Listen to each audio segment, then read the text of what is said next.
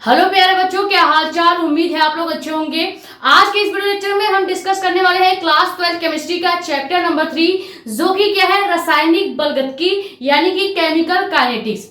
इस चैप्टर का हम लेने वाले हैं लेक्चर नंबर 3। इसके पहले हमने आपको 2 लेक्चर दे दिया है। अगर अभी तक आपने वो दोनों वीडियो लेक्चर नहीं देखा है तो पहले जाके वो दोनों वीडियो लेक्चर्स देख लें, क्योंकि सबसे ज्यादा इंपॉर्टेंट जो आज की वीडियो में काम आने वाला है वो है लेक्चर नंबर फर्स्ट। ठीक है, क्योंकि लेक्चर नंबर फर्स्ट में हमने आपको कवर कराया था कि अभिक्रिया का वेग क्या होता है, और सबसे ज्यादा काम यही आने वाला है। अभिक्रिया का वेग का जो फॉर्मूला है डायरेक्ट इस लेक्चर में काम आएगा। उसके बाद सेकंड लेक्चर में हमने आपको बताया था कि अभिक्रिया की कोटि क्या होती है। फिर इसमें एक और टॉपिक पढ़ाया था सेकंड लेक्चर में कि अभिक्रिया का आणविकता क्या होता है। उसके बाद हमने आपको पढ़ाया था कि अभिक्रिया की कोटि और आणविकता में अंतर स्पष्ट कीजिए, क्योंकि ये बोर्ड एग्जाम में क्वेश्चन भी पूछा जाता है, तो इसको पढ़ाना बहुत जरूरी था।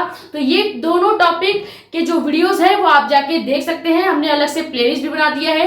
प्लेलिस्ट का नाम क्या है, क्लास 12 केमिस्ट्री 2027 के नाम से नई प्लेलिस्ट हमने बनाई है, जिसमें सभी केमिस्ट्री की वीडियोस आपको देखने को मिल जाएगी, चाहे वो चैप्टर नंबर 1 का हो, चाहे वो चैप्टर नंबर 2 का हो। ठीक है, तो वहां से जाके आप पहले चैप्टर नंबर 3 के दोनों वीडियो लेक्चर देख लीजिएगा। फिर अगर आप तीसरा वीडियो लेक्चर देखेंगे तो आपको सारी चीजें कवर होती चली जाएंगी। ठीक है, अब हमारा आज का लेक्चर क्या है, लेक्चर में हम केवल एक टॉपिक डिस्कस करेंगे। जो टॉपिक क्या है कि शून्य कोटि का अभिक्रिया क्या होता है। सबसे पहले हम समझेंगे कि शून्य कोटि की अभिक्रिया क्या होती है। उसके बाद समझेंगे कि शून्य कोटि की अभिक्रिया के लिए वेग स्थिरांक का व्यंजक कैसे निकाला जाता है, क्योंकि बोर्ड एग्जाम में डायरेक्ट 3 नंबर का क्वेश्चन पूछा जाता है कि शून्य कोटि की अभिक्रिया के लिए वेग स्थिरांक का व्यंजक प्राप्त कीजिए और इसका मात्रक भी लिखिए।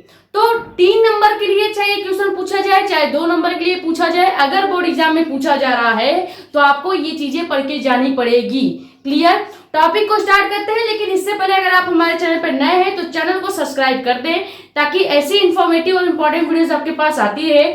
ज्यादा से ज्यादा वीडियो कर दे शेयर, ताकि और भी लोग जुड़ जाए। बाकी अपने कमेंट्स से डाउट आप यहाँ पे या हमारा इंस्टाग्राम आईडी पे है मेडको स्पेलिंग साक्षी मिश्रा के नाम से, वहां पे भी अपने डाउट पूछ सकते हैं। ठीक है, सबसे पहले शून्य कोटि की अभिक्रिया का डिफिनीशन हम देखेंगे।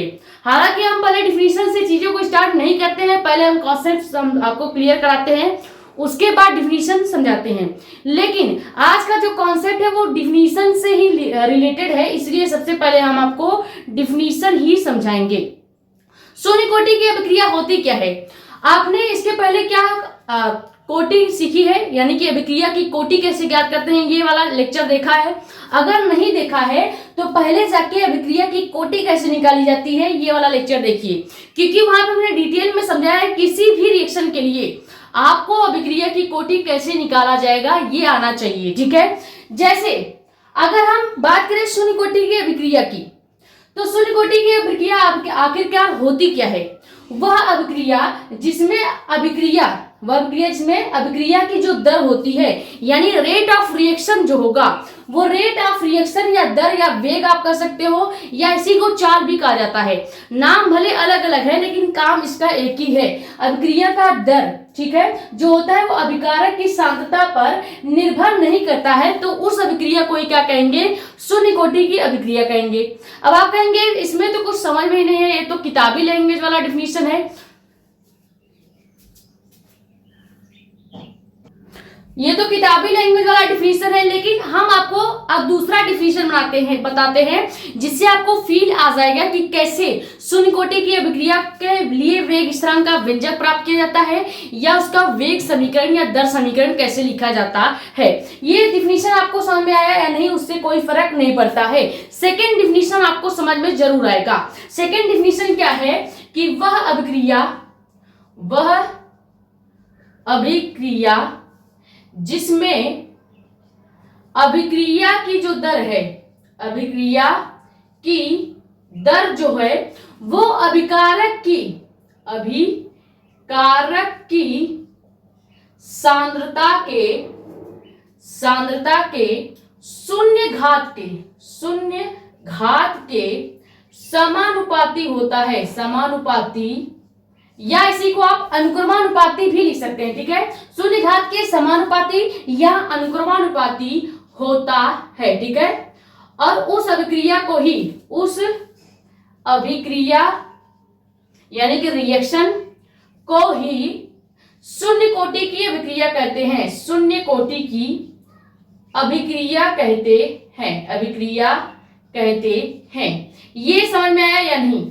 अगर आपको पहला डिफिनीशन नहीं समझ में आया है, सेकंड वाला जरूर समझ में आ जाएगा। सेकंड डिफिनीशन क्या है कि जब हम किसी भी रिएक्शन को लिखते हैं तो उस रिएक्शन का जो रेट होगा, दर होगा, वेग होगा, या इसी को चाल भी कह सकते हो, तो उस रिएक्शन का जो दर होगा वो हमेशा अभिकारक की सांद्रता के शून्य घात के समानुपाती होता है, और उस समीकरण को या उस अभिक्रिया को ही क्या कहेंगे? शून्य कोटि की अभिक्रिया कही जाती है।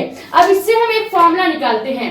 ये जो सेकंड वाला डिफिनीशन हमने लिखा है, अगर इस डिफिनीशन से हम एक फॉर्मूला बनाए तो कैसे बना सकते हैं? मान लो मैंने कोई एक रिएक्शन ले लिया, एक कोई अभिक्रिया ले लिया, यानी कि रिएक्शन ले लिया। रिएक्शन क्या है कि कोई ए अभिकारक है, अब इस अभिकारक से कोई दो प्रोडक्ट यानी उत्पाद बन रहे हैं। मान लो ए अभिकारक से दो प्रोडक्ट बी प्लस सी बन रहा है। अब हमने आपको कल वाले वीडियो लेक्चर में बताया था कि अभिकारक क्या होता है और उत्पाद क्या होता है। तीर के इधर जितना भी पार्ट होगा, जैसे ये आपको एरो दिख रहा है, इस एरो के इधर का जितना भी आपका कह सकते हैं कि मॉलिक्यूल होगा, पदार्थ होगा, वो क्या होगा? अभिकारक होगा, अभिकारक का कार्य करेगा। और इस एरो के इधर का जितना भी पार्ट होगा वो आपके उत्पाद का कार्य करेगा, उत्पाद का कार्य करेगा। अब एक बात हमेशा याद रखिएगा, जब उत्पाद की मात्रा कम होगी, यानी जो भी कच्चा माल होगा उसकी कमी होगी, तभी जाके नया प्रोडक्ट बनेगा। यानी अभिकारक कम होगा तभी उत्पाद में बढ़ोतरी होगी। ये बेसिक चीजें हैं, लेक्चर नंबर 1 में बता रखा है। हमें क्या करना है? हमें शून्य कोटि के लिए एक फॉर्मूला जनरेट करना है। अब फॉर्मूला कैसे जनरेट होगा? अब क्योंकि परिभाषा में कह रखा है कि अभिक्रिया की जो दर होती है वो अभिकारक की सांद्रता के शून्य घात के समानुपाती होती है, तो अभिक्रिया की दर या वेग को कैसे लिखा जाता है? इसीलिए हमने कहा था कि आपको अभिक्रिया का वेग या दर का फॉर्मूला आना चाहिए, क्योंकि शून्य कोटि की अभिक्रिया में अभिक्रिया के वेग या दर का फॉर्मूला यूज किया जाता है। तो दर का फॉर्मूला क्या होता है? अगर हम लिखें अभिक्रिया की वेग या दर का फॉर्मूला, तो हमने आपको बता रखा था minus delta A upon delta T होता है, या इसी को हम लिखते थे क्या? Minus D A upon D T. लेकिन यहाँ पे D A upon D T नहीं लिया जाएगा, यहाँ पे हम लेंगे जो अभिक्रिया की दर को लेंगे वो लेंगे डी एक्स अपान डी टी। अब आप कहेंगे कि डी एक्स अपान डी टी क्यों लिया जा रहा है? आप D A upon D T क्यों नहीं ले रहे हैं? D A upon D T हमने तब लिया था जब हमने उस रिएक्शन के लिए बताया था, लेकिन यहाँ पे हम मान लेते हैं कि जो अभिक्रिया का दर है वो क्या है? डी एक्स अपान डी टी है। जहां पे ये एक्स क्या बता रहा है? जहां पे ये एक्स जो है ये हमेशा अभिकारक को बताएगा, अभिकारक को प्रदर्शित करेगा या रिप्रेजेंट करेगा। ठीक है, तो ये हो गया अभिक्रिया का दर। और कहा क्या जा रहा है कि जो अभिक्रिया की दर है वो अभिकारक की सांद्रता के शून्य घात के समानुपाती होता है। तो अभिकारक हमने इस रिएक्शन में क्या लिया है? अभिकारक हमने ए मान रखा है, तो हम लिखेंगे सबसे पहले अभिक्रिया की दर लिख दिया, उसके बाद लिखेंगे अभिकारक। अभिकारक हो गया ए। अब ए की सांद्रता को प्रदर्शित करना है। जब ए की सांद्रता को प्रदर्शित करना है तो ए को हम ब्रैकेट में लिख देंगे। मान लो आपको बी की सांद्रता प्रदर्शित करनी है, कहीं लिखा है कि अभिकारक की सांद्रता, और यहाँ पे अभिकारक मान लो क्या है? अभिकारक दिया है बी, तो आप बी की सांद्रता को कैसे प्रदर्शित करेंगे? इसी बी को अगर हम ब्रैकेट में लिख देंगे तो ये पूरा जो सिंबल है ब्रैकेट के साथ जो बी लिखा है इसको पढ़ेंगे बी की सांद्रता। क्लियर? सेम इसी तरह अभिकारक है ए, तो ए की सांद्रता लिखनी पड़ेगी, क्योंकि हमने बोला है परिभाषा में कि अभिकारक की सांद्रता हमेशा ली जाएगी। अब जरूरी नहीं है कि अभिकारक जो है वो खाली ए ही हो सकता है यहाँ पे A plus B plus C plus D इस तरह से कई सारे अभिकारक दिए गए हों। तो जितने अभिकारक होंगे आपको सभी अभिकारक की सांद्रता को लिखना पड़ेगा। इतनी चीज क्लियर हो गई? तो सबसे पहले अभिक्रिया की दर को हमने लिखा, फिर लिखा अभिक्रिया की सांद्रता, यानी ए दिया गया था अभिकारक की सांद्रता।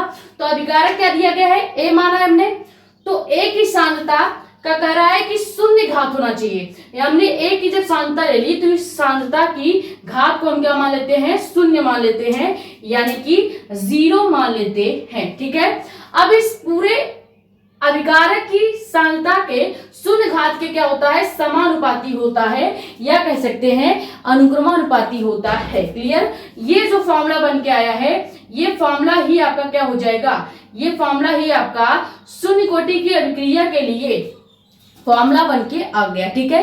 किसी भी रिएक्शन में शून्य कोटि की अभिक्रिया का जो बेसिक फॉर्मूला आएगा वो क्या आएगा, dx/dt समानुपाती होगा हमेशा। जो भी अभिकारक होगा, जरूरी नहीं अभिकारक ए ही हो, अभिकारक कई सारे भी हो सकते हैं, या एक अणु एक मॉलिक्यूल भी हो सकता है।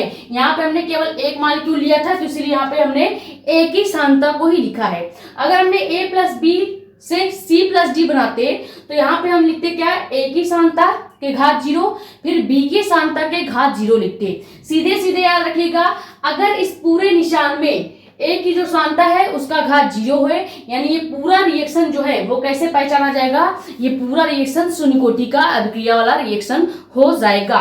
तो इससे आप पहचान सकते हैं, इस फॉर्मूले से आप पहचान सकते हैं कि रिएक्शन जो है वो कौन सी कोटि का अभिक्रिया है। अगर घात जो है शून्य है तो यानी पूरा रिएक्शन शून्य कोटि की अभिक्रिया है। अगर यही हम घात 1 लिख देंगे तो ये पूरा रिएक्शन कैसा हो जाएगा, ये पूरा रिएक्शन प्रथम कोटि की अभिक्रिया के लिए हो जाएगा। क्लियर।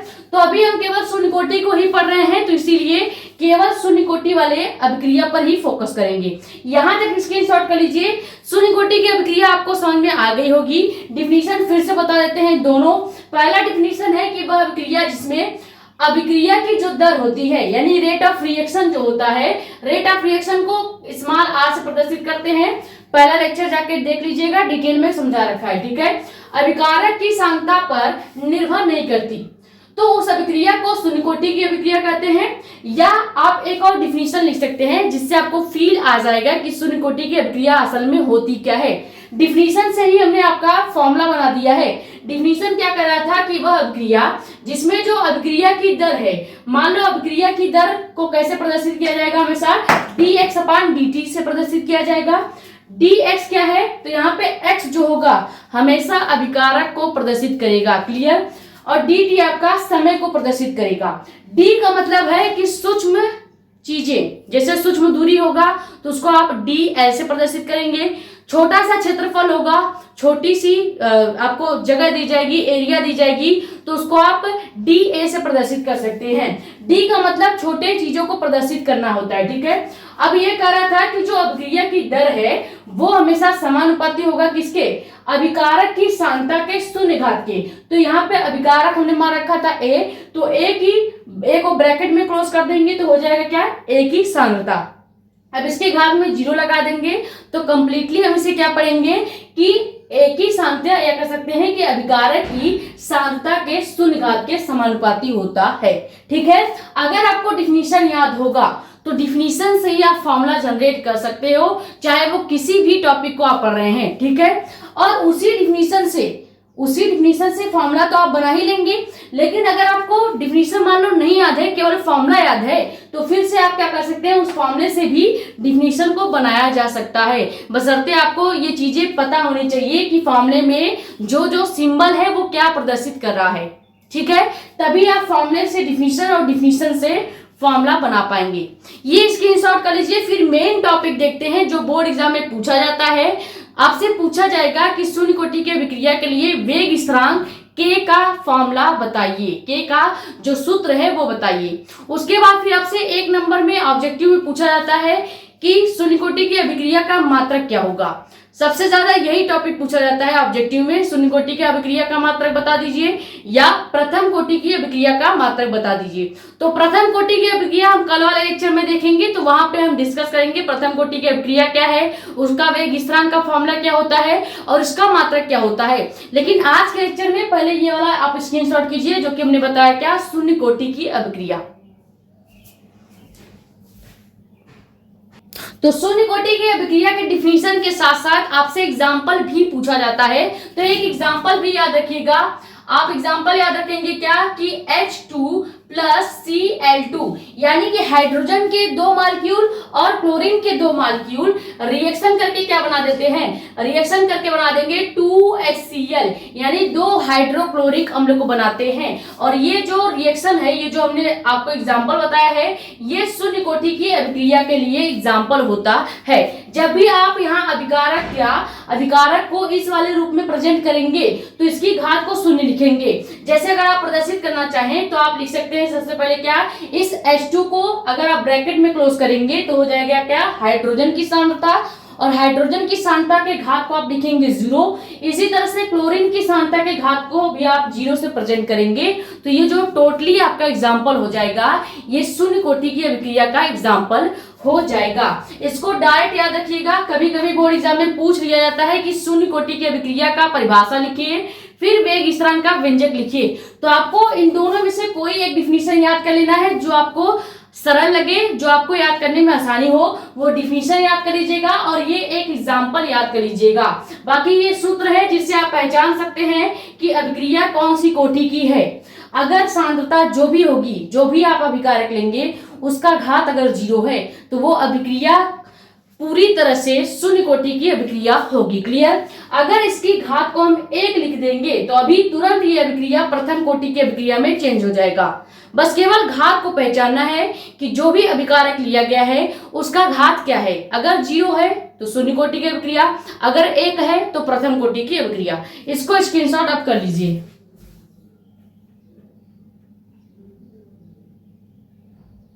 तो आप देखते हैं कि शून्य कोटि की अभिक्रिया के लिए वेग स्थिरांक K जो होता है, इसका मान कैसे निकाला जाएगा, या कह सकते हैं कि वेग स्थिरांक K का फॉर्मूला क्या होता है।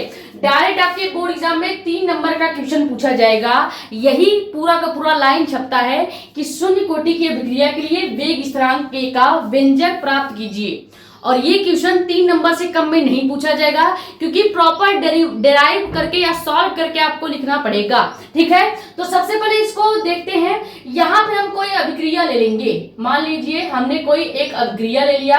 अभिक्रिया क्या लिया, वही रिएक्शन जो हमने पहले शून्य कोटि की अभिक्रिया में लिया था, वही रिएक्शन लेके समझते हैं। ठीक है, कोई हमने अभिक्रिया लिया है A, जिससे हमारा प्रोडक्ट बन रहा है फिर से B+C। ठीक है, अब आपको ये चीजें पता हो गई, बार बार लिखने की जरूरत नहीं है कि ये आपका अभिकारक है और ये आपका उत्पाद है। ठीक है, हमेशा याद रखेंगे एरो के उधर जो भी प्रोडक्ट बन रहा है वो उत्पाद होगा और इधर का जो भी होगा वो क्या होगा, अभिकारक होगा।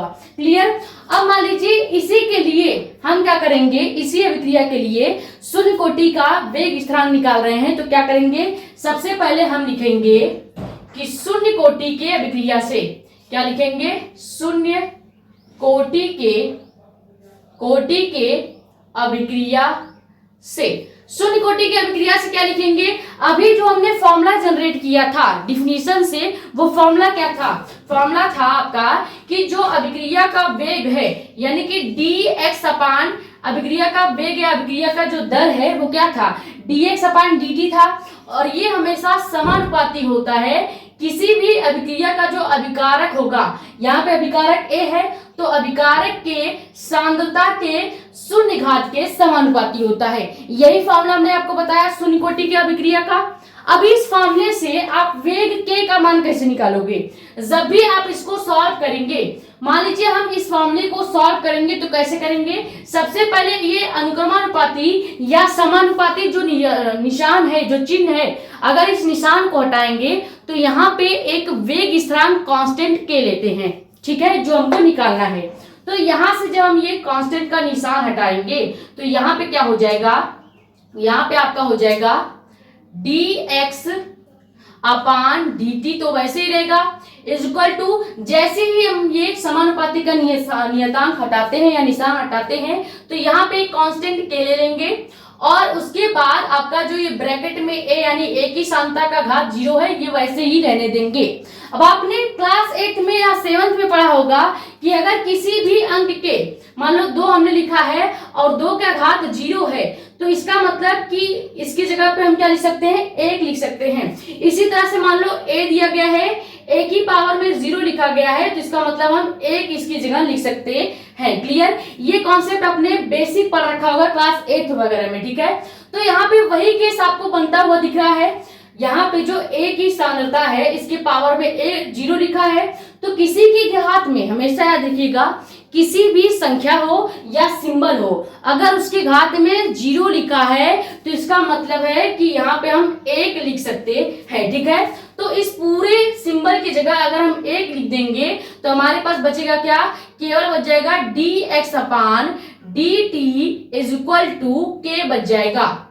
तो आप कहेंगे कि a हमारा कहाँ गया, a की जगह 1 लिखो या ना लिखो इसका कोई मतलब नहीं होता, 1 का गुणा k में करोगे तो k ही आएगा, इसलिए हम डायरेक्ट ये लिख देंगे। क्लियर। अब अगर इसको थोड़ा सा सॉल्व करेंगे तो क्या हो जाएगा, इसको सॉल्व करने पर हम मान लेते हैं कि हमने ये जो dt लिया है, इस dt का गुणा हम यहाँ पे k के पास कर देते हैं, तो क्या हो जाएगा dx is equal to k into dt हो जाएगा। इतनी चीजें क्लियर हुई।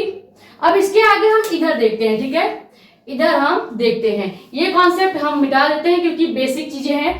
अब यहाँ पे जो आपको ये पैटर्न दिख रहा है, क्या आपको ये जो पैटर्न है समाकलन का पैटर्न दिख रहा है? अगर कहीं पे dx equal to k into dt लिखा है तो यहाँ पे आप इसका समाकलन कर सकते हैं। अब जिस भी बच्चे को समाकलन या अवकलन यानी कि इंटीग्रेशन और डिफरेंशिएशन नहीं आता, वो मेरा ये वाला वीडियो जाके देख लेना। इस वीडियो में कम से कम 1 घंटे कुछ मिनट में हमने आपको डिटेल में समाकलन और अवकलन पढ़ा रखा है। ठीक है, फिजिक्स का ये लेक्चर है, जाके डिटेल में देख लीजिएगा।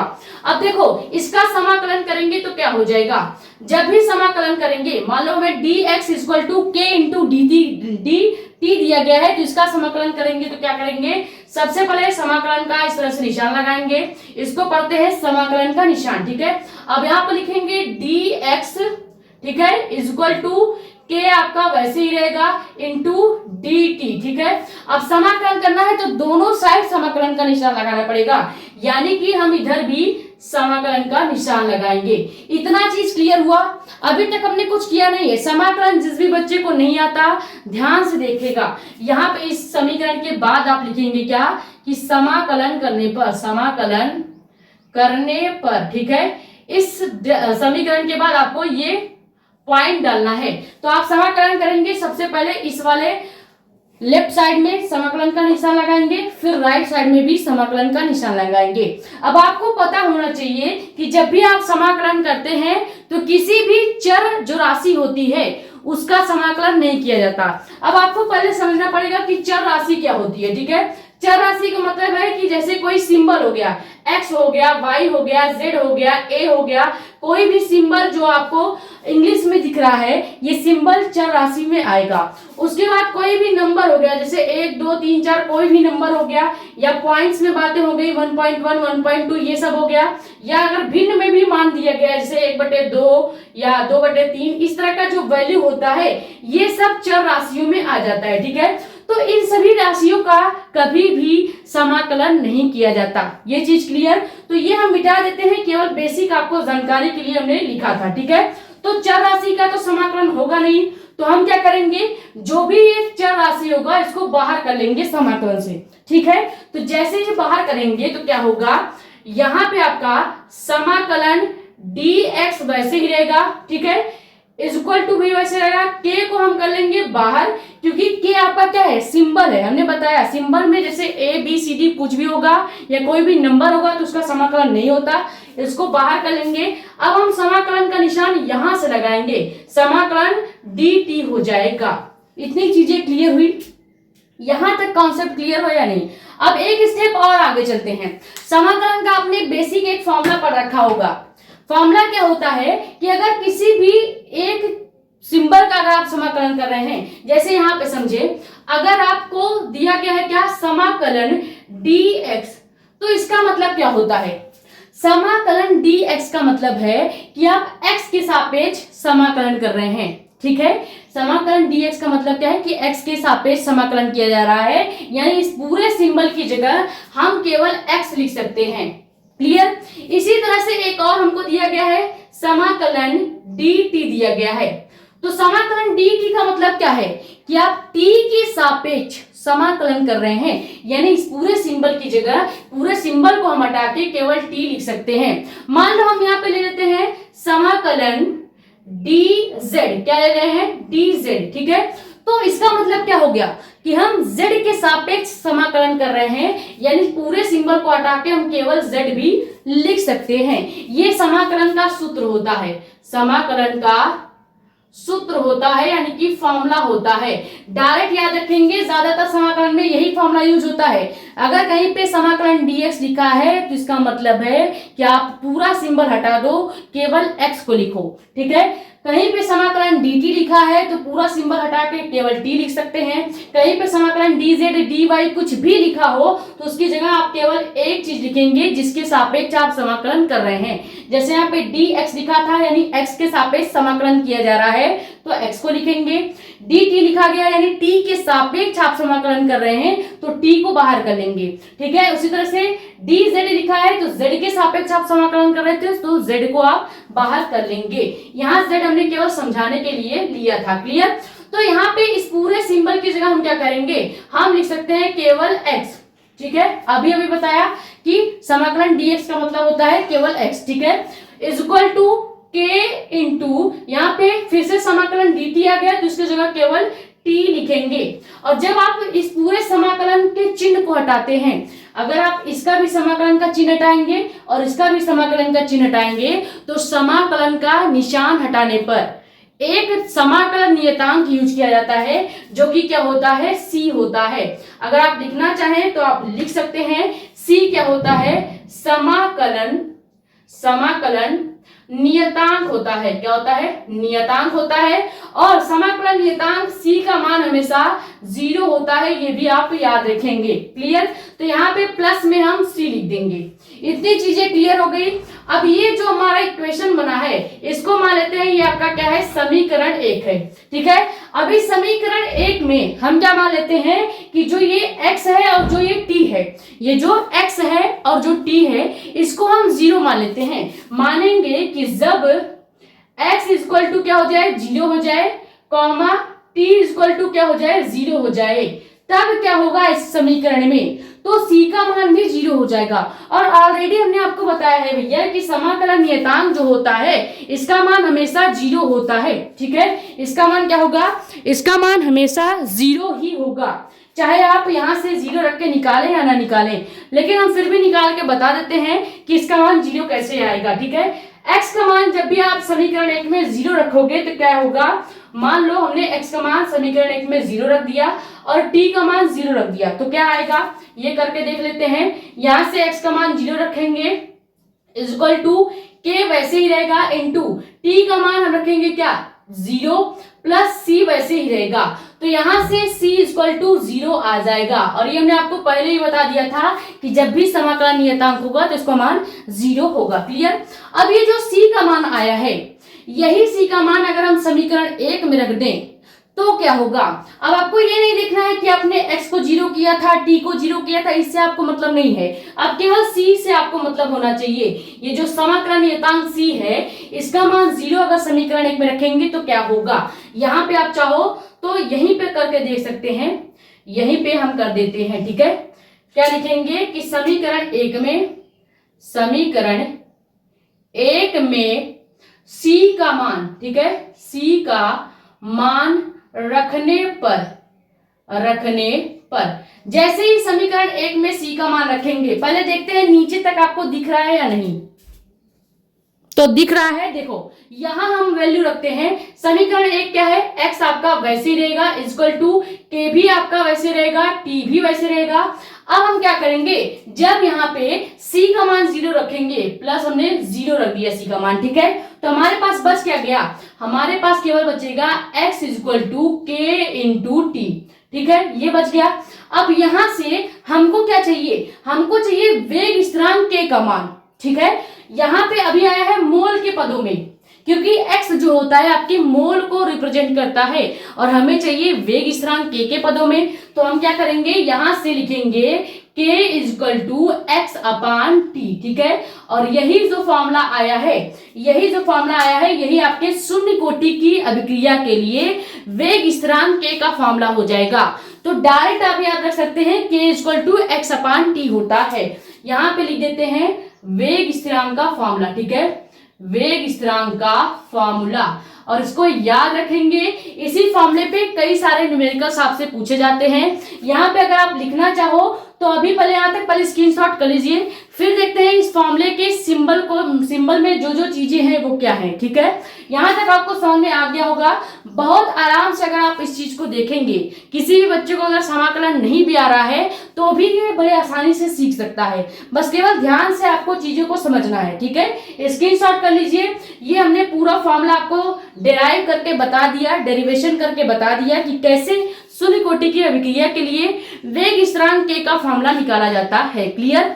अब यहां तक पहले स्क्रीनशॉट कर लीजिए, फिर देखते हैं कि k equal to X upon T का जो पूरा सिंबल लिखा है, इसमें x क्या होता है, t क्या होता है, k क्या होता है। उसके बाद मेन चीज जो कि क्या है कि शून्य कोटि की अभिक्रिया का मात्रक क्या होता है। ठीक है,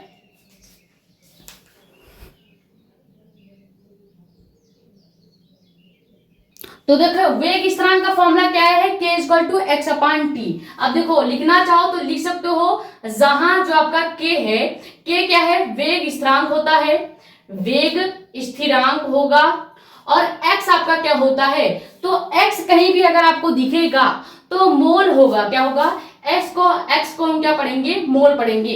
अब ये आपकी x नहीं है, ठीक है, ये अपना वाला x मत समझिएगा। यहाँ पे जो x है इसका मतलब मोल होता है। क्लियर? उसके बाद जो t है, स्मॉल t क्या रिप्रेजेंट कर रहा है, समय को प्रदर्शित कर रहा है। आपको पता है फिजिक्स में हो या केमिस्ट्री में हो, कहीं भी t लिखा गया है या तो समय को बताएगा या आवर्त काल को बताएगा। आवर्त काल भी एक तरह से समय ही होता है। क्लियर? तो ये हो गया वेग स्थिरांक का फॉर्मूला, और उस फॉर्मूले में क्या क्या सिंबल्स हैं। अब एक चीज और समझ लेते हैं जो कि क्या है, वेग स्थिरांक का मात्रक, यानी कि शून्य कोटि की अभिक्रिया के लिए मात्रक क्या होगा। एक नंबर में ऑब्जेक्टिव में आपसे पूछ लिया जाता है कि शून्य कोटि की अभिक्रिया का मात्रक बताइए, तो इसी फॉर्मूले से आप मात्रक भी निकाल सकते हो। सबसे पहले फॉर्मूला क्या है, k equal to X upon T. ठीक है, तो x को हमने पहले बताया मोल है, और मोल का जो इकाई होता है, मात्रक होता है, वो होता है मोल लीटर। ठीक है, क्या होता है, मोल लीटर होता है। तो यहाँ पे अगर हम लिखना चाहें तो लिख सकते हैं क्या, मोल लीटर, मोल प्रति लीटर, ये आपका मोल का फॉर्मूला हो जाएगा। क्लियर हो गया? उसके बाद जो समय t होता है, समय t को अगर हम प्रदर्शित करेंगे मात्रक के रूप में तो हम लिख सकते हैं सेकेंड। क्या लिखेंगे, सेकेंड। अब इसी को अगर हम थोड़ा सा सजा के लिखें तो क्या लिखेंगे, लिखेंगे मोल प्रति लीटर प्रति सेकेंड, लीटर प्रति सेकेंड लिखेंगे। या इसी को अगर हम सिंबल से प्रदर्शित करें तो हम क्या लिख सकते हैं, हम लिख सकते हैं मोल लीटर इनवर्स और सेकेंड इनवर्स। क्लियर? ये जो पूरा मात्रक है, हिंदी और सिंबल वाला दोनों मिलाकर, ये मात्रक ही शून्य कोटि की अभिक्रिया का मात्रक है। तो आपको डायरेक्ट याद रखना है, कभी कभी ऑब्जेक्टिव में पूछ लिया जाएगा कि शून्य कोटि की अभिक्रिया का मात्रक होता है, वहां पे ऑप्शन दे देगा मोल प्रति लीटर प्रति सेकेंड, तो आपको ये ऑप्शन टिक करना है। या यही अगर आपको सिंबल में देखने को मिल जाएगा मोल लीटर इनवर्स प्रति सेकंड इनवर्स, तो ये ऑप्शन भी आप टिक कर सकते हैं। क्लियर? तो हमने तीन चीजें यहाँ पे सीखी। सबसे पहले हमने सीखा कि शून्य कोटि की अभिक्रिया होता क्या है, उसका डिफिनीशन देखा, और उसका बेसिक जो फॉर्मूला होता है वो हमने देखा। उसके बाद फिर हमने देखा कि शून्य कोटि की अभिक्रिया के लिए वेग स्थिरांक k का फॉर्मूला क्या होता है, तो k के फॉर्मूले में क्या क्या सिंबल्स था ये भी हमने देखा। उसके बाद फिर हमने देखा कि शून्य कोटि की अभिक्रिया का मात्रक क्या होता है, क्योंकि मात्रक बहुत ज्यादा पूछा जाता है, बोर्ड एग्जाम में डायरेक्ट पूछा जाएगा शून्य कोटि की अभिक्रिया का मात्रक बता दीजिए, प्रथम कोटि की अभिक्रिया का मात्रक बता दीजिए, तो वहां पे आपको डायरेक्ट याद होना चाहिए। क्लियर है? तो आई होप जो ये आज का वीडियो लेक्चर था आपके लिए हेल्पफुल रहा होगा। इसमें हमने डिटेल में आपको शून्य कोटि की अभिक्रिया क्या होती है समझा दिया है। अगर आपका कहीं भी डाउट बच रहा है तो पहले आप क्या करेंगे, मेरे पढ़ा के जाने के जस्ट बाद आपको रिवीजन करना है, यानी कि एक बार फिर से खुद से रफ में वेग स्थिरांक k का फॉर्मूला आप खुद निकालेंगे। उसके बाद डिफिनीशन को 2-3 बार पढ़ेंगे। फिर भी अगर डाउट बच रहा है तो आप हमसे यूट्यूब पर भी पूछ सकते हैं, या हमारा इंस्टाग्राम आईडी भी है मेडिको स्पेन साक्षी मिश्रा के नाम से, वहां पे भी पूछ सकते हैं। ठीक है, नए हैं तो चैनल को सब्सक्राइब कर दें ताकि ऐसी इंफॉर्मेटिव और इंपॉर्टेंट वीडियोस आपके पास आती रहे। ज्यादा से ज्यादा वीडियो कर दे शेयर ताकि और भी लोग जुड़ जाएं। बाकी अपने कमेंट्स या डाउट आप यहाँ पे यहाँ हमने बता ही दिया, इंस्टाग्राम पे भी पूछ सकते हैं। स्क्रीनशॉट कर लीजिए। मिलते हैं कल के वीडियो लेक्चर में, जिसमें हम देखेंगे प्रथम कोटि की अभिक्रिया क्या होती है, प्रथम कोटि की अभिक्रिया के लिए वेग स्थिरांक K का फॉर्मूला क्या होगा और उसका मात्रक क्या होगा। ठीक है, स्क्रीनशॉट कर लीजिए। Thank you so much.